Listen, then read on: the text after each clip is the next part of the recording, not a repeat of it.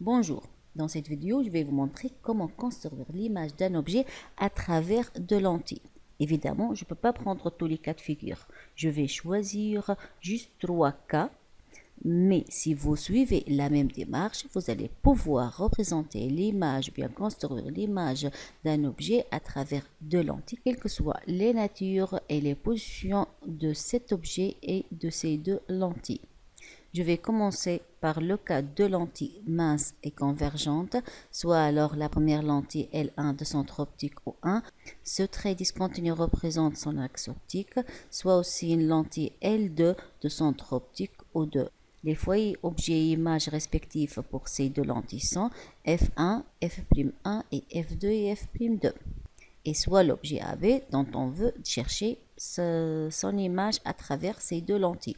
Donc l'objectif c'est de terminer ou bien de construire l'image de AB à travers ces deux lentilles minces lorsqu'elles sont placées de cette manière.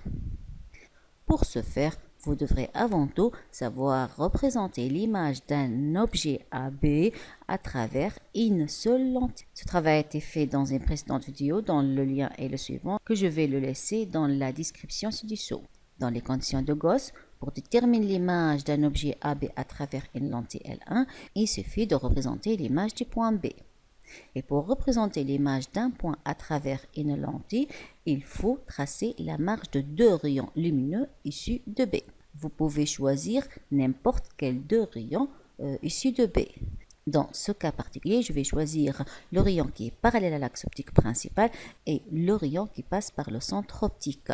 Alors que le rayon passant par le centre optique en traversant la lentille, il émerge sans aucune déviation. Celui qui est parallèle à l'axe optique principal, lorsqu'il traverse la lentille, il émerge en passant par le foyer image principal F'1.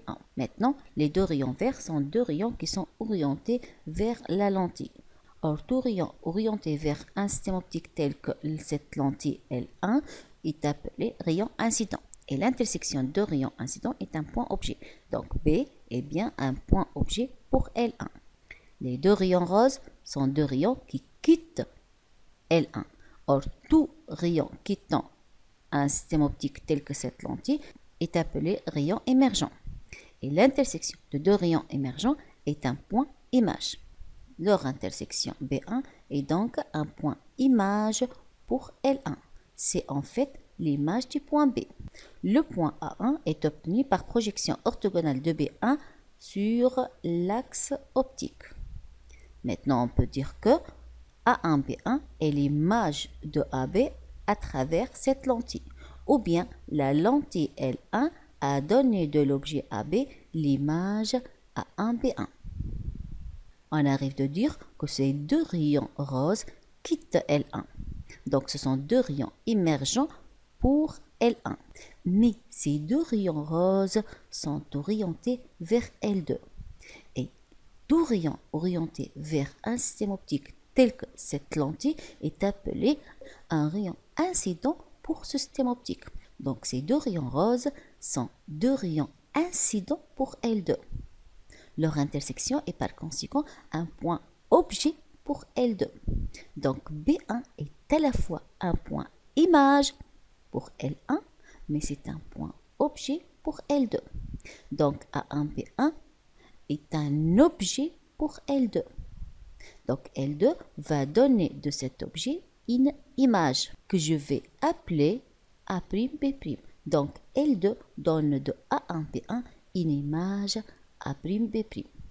Maintenant, notre objectif, c'est de construire A'B'. On travaille toujours dans les conditions de Gauss pour construire l'image de A1B1. Il suffit de déterminer l'image de B1. Et pour déterminer l'image d'un point objet à travers une lentille, il suffit de tracer la marche de deux rayons lumineux issus de B1, tels que par exemple ces deux rayons roses. Comment maintenant ces rayons émergent-ils lorsqu'ils traversent cette lentille, sachant que ces deux rayons ne sont pas parallèles à l'axe optique principal, ne passent pas par le centre optique, ne passent pas par F2, donc ce sont deux rayons de direction quelconque. Alors pour déterminer la marche de ces deux rayons lumineux, il faut suivre les étapes suivantes. Je commence par ce rayon, Première étape, il faut chercher l'axe optique secondaire qui est parallèle à ce rayon. Donc, l'axe optique secondaire, c'est celui-là. Cet axe est parallèle à ce rayon. Maintenant, cet axe optique secondaire coupe le plan focal image. C'est quoi le plan focal image? C'est le plan perpendiculaire à l'axe optique en F'2. Il coupe ce plan focal image en ce point. Ce rayon émerge en passant par ce point. De la même manière, pour représenter la marche de ce rayon lumineux après avoir traversé cette lentille, il faut suivre les étapes suivantes. Première étape, chercher l'axe secondaire qui est parallèle à ce rayon. Donc, axe secondaire parallèle à ce rayon, c'est celui-là. Cet axe secondaire coupe le plan focal image en ce point. Maintenant, ce rayon va émerger en passant par ce point. Regardez maintenant, les deux rayons rouges sont deux rayons qui quittent L2. Donc, ce sont deux rayons émergents pour L2. Leur intersection va être un point image pour L2. Puisque c'est la suite de la marche des rayons lumineux ici de B1, alors leur intersection va être B' image de B1 à travers cette lentille L2. Par projection orthogonale, on trouve le point A'. Et enfin, A'B', c'est l'image de A1B1 à travers la lentille L2. Maintenant, remarquez que ces rayons verts sont deux rayons incidents pour L1, mais c'est en fait deux rayons incidents pour tout le système optique formé par l'association des deux lentilles L1 et L2. Donc, AB, certes, est un objet pour L1, mais il est aussi considéré comme un objet pour tout le système optique formé par l'association L1 et L2. Les deux rayons rouges quittent L2. Donc, A'B', c'est une image pour L2. Mais les deux rayons rouges ont quitté complètement notre système optique formé par l'association des deux lentilles. Donc, A'B' est une image pour tout le système optique. On peut dire alors que A'B', c'est l'image de AB à travers le système optique formé par l'association des deux lentilles L1 et L2. Avant de passer, je vais montrer que on aurait pu, au lieu de choisir ces deux rayons de direction quelconque issus de B1, on aurait pu choisir deux autres rayons dont la représentation de leur marche est immédiate, tel que le rayon qui est parallèle à l'axe optique principal, celui-là. Ce rayon, puisqu'il est parallèle à l'axe optique principal, il émerge en passant par le foyer image principale. Et le deuxième rayon, par exemple, celui passant par le centre optique O2. Celui-là émerge sans aucune déviation. Regardez très bien, si on a choisi ces deux rayons issus de B1, on trouve nécessairement le même résultat. Donc ces deux rayons incidents qui ont quitté B1, en traversant L2, ils émergent en passant nécessairement par B'. Donc si on a, au lieu de choisir ces deux rayons de direction quelconque, on a choisi ces deux rayons particuliers, on va trouver nécessairement le même résultat. Mais exprès, j'ai choisi de suivre la marche de ces deux rayons lumineux après avoir traversé L2 pour deux raisons. Le premier objectif, c'est de savoir représenter la marche d'un rayon lumineux, quelle que soit sa direction. Deuxième objectif, c'est parce que dans plusieurs cas, il vous demande de représenter la marche d'un rayon lumineux issu de B. Dans ce cas, vous êtes obligé de choisir un seul rayon issu de B et de suivre sa marche jusqu'au bout. J'aurais pu choisir celui issu de B et traversant O1. Celui-là, il termine de cette manière. Puis, en traversant L2, il va passer par cette direction. Si maintenant, au lieu de choisir ces deux rayons, on a choisi le rayon passant par F1, regardez, on trouve toujours le même résultat. Donc, le rayon incident issu de B passant par F1 puisqu'il passe par le foyer objet, vous savez très bien qu'il émerge parallèlement à l'axe optique principal. En passant parallèlement à l'axe optique principal, regardez qu'il va passer nécessairement par P2. Ce rayon, il est émergent par rapport à L1, il est parallèle à l'axe optique principal, mais il est incident par rapport à L2, il est parallèle à l'axe optique principal, il émerge en passant par F2, et regardez, ça marche. Donc, lorsqu'il nous demande de représenter la marche d'un rayon lumineux issu de B, il faut choisir n'importe quel rayon issu de B et suivre sa marche jusqu'au bout, jusqu'au point B'. Je passe maintenant au deuxième cas. Dans ce deuxième cas, je prends une lentille L1 de centre optique O1 de foyer objet et image respectifs F1 et F'1. Cette lentille donne d'un objet AB une image A1B1 comme on a fait précédemment. Puis devant cette lentille, on va placer une lentille divergente L2 de centre O2 et de foyer objet et image F2 et F'2. Vous savez que dans le cas d'une lentille divergente, les foyers objets et images sont des foyers virtuels. Maintenant, A1B1 est considéré un objet pour L2 et notre objectif, c'est chercher son image. Encore une autre fois, je vais choisir de suivre la marche de ces deux rayons qui sont de direction quelconque et je commence par ce rayon. Pour représenter la marche de ce rayon, il faut suivre les étapes suivantes. Première étape, je cherche l'axe optique secondaire qui est parallèle à cette direction, parallèle à ce rayon lumineux, donc c'est-à-dire cet axe optique. Cet axe optique secondaire coupe le plan focal image. Dans ce cas, le plan focal image, il est virtuel. Donc je vous rappelle que le plan focal image, c'est le plan perpendiculaire à l'axe optique principal en F'2. Cet axe secondaire coupe le plan focal image en ce point. Puis, ce rayon émerge en semblant provenir de ce point. Je vais refaire les mêmes étapes pour ce rayon. Première étape, chercher l'axe optique secondaire qui est parallèle à cette direction, c'est-à-dire celui-là. Cet axe coupe le plan focal image en ce point. Maintenant, ce rayon émerge par cette direction. Maintenant, les deux rayons bleus sont deux rayons qui quittent L2. Donc, ce sont des rayons émergents pour L2. Leur intersection, c'est un point image. Mais ces deux rayons divergent d'une façon continue. Ils ont une intersection dans leur prolongement.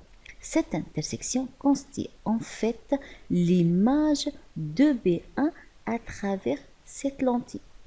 C'est le point B'. Par projection orthogonale sur l'axe optique principal, on trouve le point A'. Et enfin, c'est A'B', c'est l'image de A1B1 à travers L2. Maintenant, les rayons bleus sont des rayons qui ont quitté non seulement L2, mais tout le système optique formé par l'association des deux lentilles L1 et L2. Donc, leur intersection B', c'est un point aussi image pour l'association de lentilles L1 et L2. Encore une autre fois, je vais vous montrer qu'on aurait pu ne pas choisir ces deux rayons roses, mais choisir deux autres directions dont leur représentation est plus simple et plus immédiate. Et finalement, on va trouver le même résultat, tel que par exemple ce rayon qui est parallèle à l'axe optique principal. On sait qu'un rayon parallèle à l'axe optique principal émerge en semblant provenir de F'2. Donc regardez comment il émerge en semblant provenir d'ici. De même, je peux choisir le rayon issu de B1 et passant par O'2. Tout rayon passant par le centre optique émerge sans aucune déviation. Regardez maintenant les deux rayons verts sont deux rayons qui divergent. Donc l'intersection se trouve sur leur prolongement. Lorsqu'on suit leur prolongement, on trouve que leur intersection c'est toujours ce point, c'est-à-dire le point B'. Et on trouve encore une autre fois le même résultat.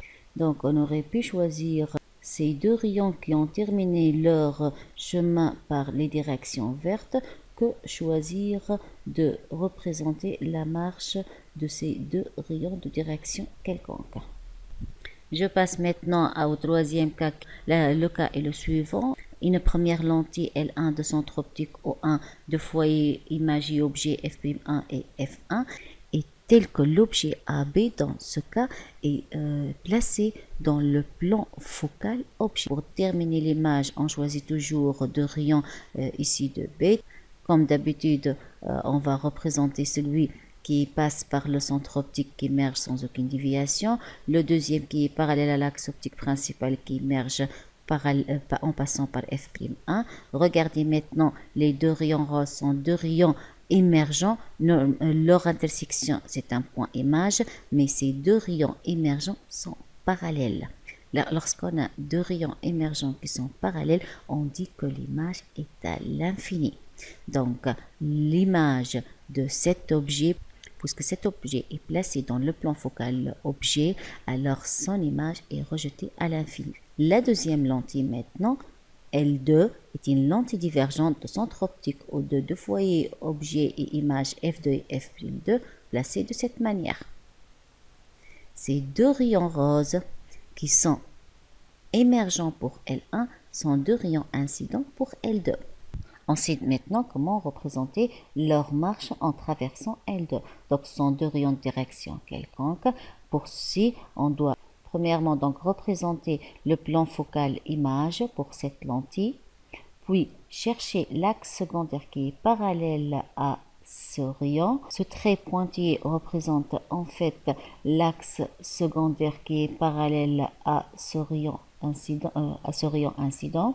Cet axe secondaire coupe le plan focal image en ce point. Enfin, ce rayon va, après avoir traversé la lentille, va émerger en semblant provenir de ce point.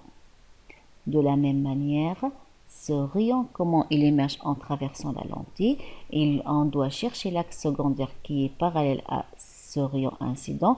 En fait, c'est le même, puisque ces deux rayons sont parallèles, donc c'est le même axe optique secondaire. Il va donc couper le plan focal image au même point et enfin, ce rayon va émerger en semblant provenir de ce point d'intersection. Maintenant, les rayons verts sont des rayons émergents. Ils quittent L2. Leur intersection, c'est un point image pour L2. Or, ce sont deux rayons qui divergent. Leur intersection se trouve dans leur prolongement. En fait, ce point constitue l'intersection des prolongements de ces deux rayons émergents. Ce point est donc le point B'. Et A' est obtenu par projection orthogonale sur l'axe optique principal. On peut donc dire dans notre cas que la lentille L1 a donné de l'objet AB une image rejetée à l'infini. Cette image qui est rejetée à l'infini, elle est considérée comme un objet aussi à l'infini pour L2 et finalement L2 a donné de cet objet qui est à l'infini une image A'B' qui est contenue dans le plan focal image, de sorte que A' coïncide avec le point F'2. Et on peut dire aussi que les deux lentilles L1 et L2, les deux ensemble, ont donné de l'objet AB une image de A'B'. Donc A'B', c'est l'image de AB à travers l'association L1-L2.